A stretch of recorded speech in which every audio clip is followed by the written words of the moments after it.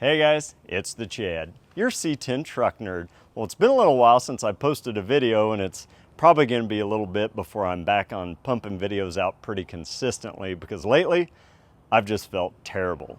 On today's video, I want to go through and update you on kind of what's going on with me, the direction of the channel, and what you guys would really like to see from the C10 Truck Nerd. So you guys stick around and I'll fill you in on my little journey.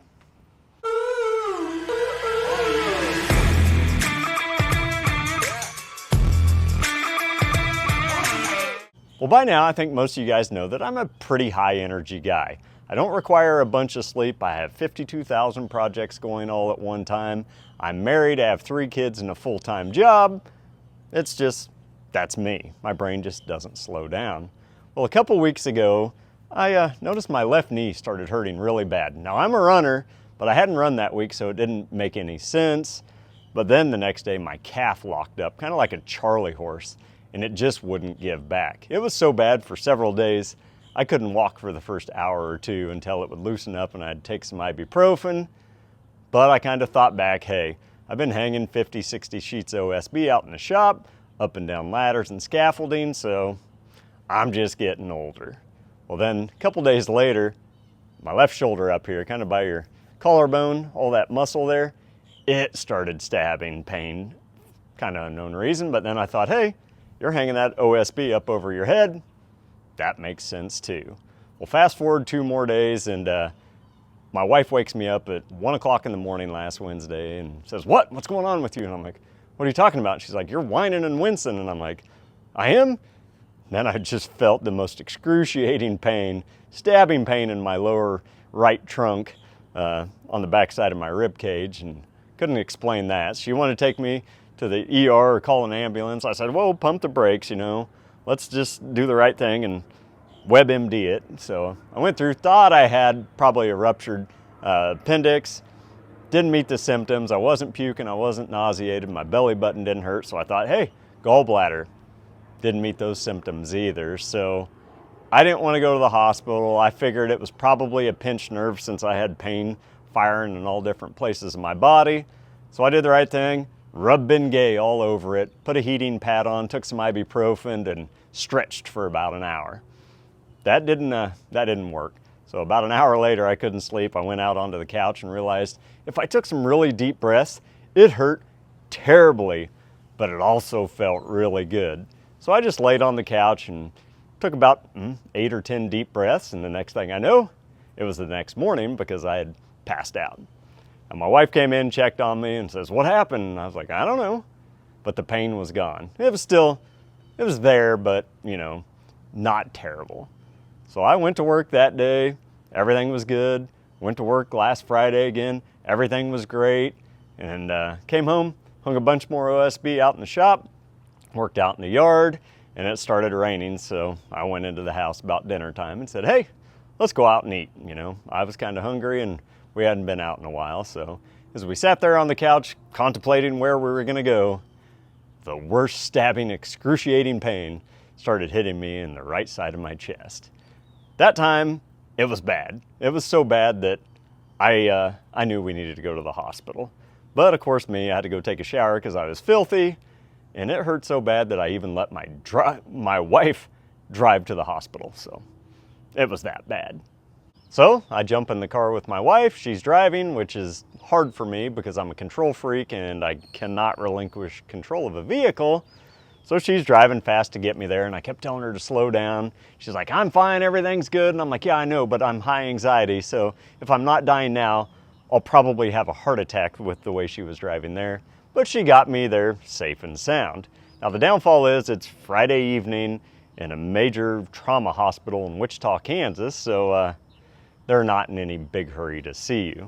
So after a couple hours after they got my information, they did check my EKG and I wasn't having a heart attack, which was good. They just kind of shuffled me out into the crowd, and 2 hours later they came back and did a blood draw on me. Said, hey, everything looks great. Only thing that's up is they measure something called your D-dimer.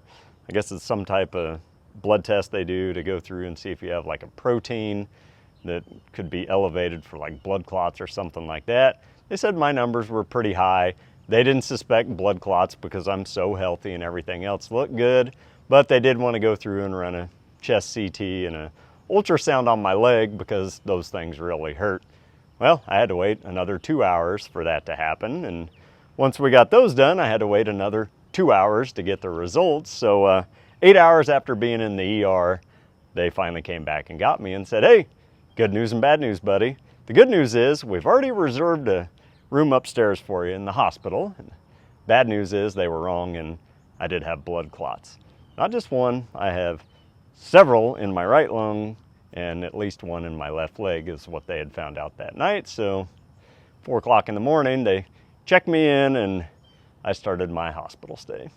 So the next thing they did was hook me up to a bunch of liquid blood thinner. I think it was called heparin, and pump that into my body, trying to start thinning my blood out, and did another chest scan the next morning, and I guess that one showed that I had at least a half dozen blood clots in my right lung and at least 3 in my left leg. They didn't check my other one because I didn't have any pain there, so that was kind of odd. They couldn't figure it out. Why do I have all these blood clots? I didn't have any transatlantic flights or sitting a long time or any broken bones recently, so it's kind of an odd thing.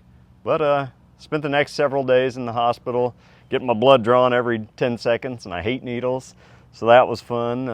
You know, just trying to get a game plan to get myself out of that hospital, because you know, I go stir crazy sitting anywhere, and me in a hospital for 4 days, it's just not a good combination. So they were able to go through and get me on some oral medication for my blood clots. I got to do a boatload of follow-up testing, but what I did find out is when your lungs get messed up, it's hard to breathe, and when it's hard to breathe, you can't do squat, and I'm limited to lifting 10 pounds for a while. So fiddling with my trucks, finishing the shop is not going to be in the cards for a little while, which is devastating to me because I got to slow down, and now I just have to look at my projects instead of get them done. Now what I'm trying to relay to you guys is I'm a very healthy guy, at least on paper. I look skinny, I eat right, do all the things, but it doesn't really matter. You know, there's nothing I could have done to change getting blood clots or not, but what I'm trying to relay is listen to your body. I had a lot of warning signs that I tried to explain off, you know, oh, aches and pains, lifting stuff, but my wife knew something was off and I didn't listen to her.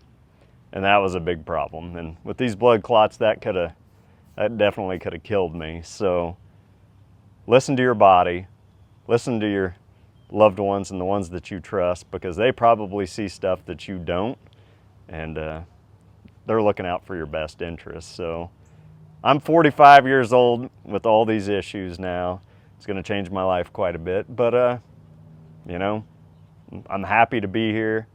But now I've got to kind of figure out what we're going to do, which is the direction that I'm facing now, and what are we going to do with all these trucks? What do you guys want? What do you want to see from the C10 Truck Nerd channel? You know, I don't want to stop by any means. I just kind of want to know what you guys want to see, because running this channel is pretty difficult. I don't make hardly any money, and it takes a ton of time to shoot this content, but I absolutely love it. So to keep growing this channel and to sustain doing it, you guys are going to have to tell me what you want to see. I want to get our subscribers up. I want to get our view counts up so we can continue to have a lot of fun and keep doing this, because it is a lot of work and my body only can do so much in the near future. So let me know what you guys want out of this channel. You know, type down into the comments. I'm open to suggestions, you know. I love anything to do with old C10s. It doesn't always have to be 67 to 72s. I want to start building on these trucks. I want to get the shop done so we can have a place to do it. But let me know. So one thing I want to tell all of you guys is thank you for all the support. Everybody that subscribes to the channel, follows us on social media, buys our shirts, or just puts some comments down in the video. I love this channel. It is an absolute blast. I love doing this. Again, I'm not here to get rich by doing this, but I want to keep making videos. Maybe a little bit slower until I get, you know, some wind in my sails because I can't even mow my own yard right now, which is terrible for me to have to go ask my neighbor to do it. It's devastating internally to me, but I want to get back out here working on these trucks as quick as I can. But take care of yourselves, you know? Listen to your bodies, listen to your loved ones. You never know what can happen. One minute you're hanging OSB and the next thing you know, you're lifting a gallon of milk and about to pee your pants. So, well, if you guys haven't, please hit that like button, subscribe to the channel, and make sure you come back. It may be a couple weeks, but I'm gonna continue to keep pumping these videos out. And like I said before, let me know down in the comments below what you guys wanna see from the old C10 Truck Nerd. Well, I appreciate your time and thanks for watching.